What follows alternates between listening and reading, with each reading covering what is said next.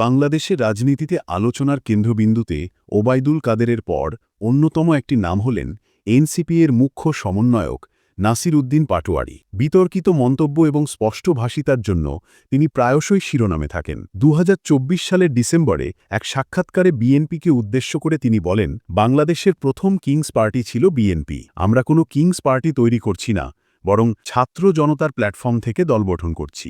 ২০২৫ সালের ১৯ জুলাই কক্সবাজারের এক সমাবেশে বিএনপি নেতা সালাহুদ্দিন আহমেদকে কটাক্ষ করে বলেন, নারায়ণগঞ্জের শামীম ওসমান গডফাদার ছিলেন, আর এখন কক্সবাজারে শিলং থেকে নতুন গডফাদার এসেছেন। তিনি প্রধান উপদেষ্টা ড ইউনূসকেও ছাড় দেননি। ১৬ই আগস্ট তিনি মন্তব্য করেন, কিবলা লন্ডনের দিকে নয়, জনগণের দিকে বদলান। সেনাবাহিনীকে নিয়ে তার মন্তব্যও কম রোমাঞ্চকর নয়। তিনি বলেন, আমার আর্মি ভাইয়েরা, হাতে শুধু অস্ত্র থাকলেই হয় না, মাথায় বুদ্ধিও থাকতে হয়। কি অদ্ভুত একটি বাহিনী। ২৭ জুলাই নেত্রকোনায় সাবেক স্বরাষ্ট্রমন্ত্রী লুৎফুজ্জামান বাবরকে উদ্দেশ্য করে তিনি বলেন, যদি অস্ত্র সামলাতে না পারেন, কেন তা এনেছেন?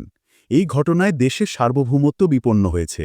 এমনকি নিজ দলের সদস্যকেও তিনি ছাড় দেননি। ২৩ মার্চ তিনি হাসনাত আবদুল্লাহর ফেসবুক স্ট্যাটাসকে শিষ্টাচার বর্জিত বলে মন্তব্য করেন। এসব সাহসী ও স্পষ্ট মন্তব্যের কারণে নাসির উদ্দিন পাটোয়ারি আজ রাজনৈতিক অঙ্গনে এক শক্তিশালী এবং বিতর্কিত চরিত্র হিসেবে পরিচিত।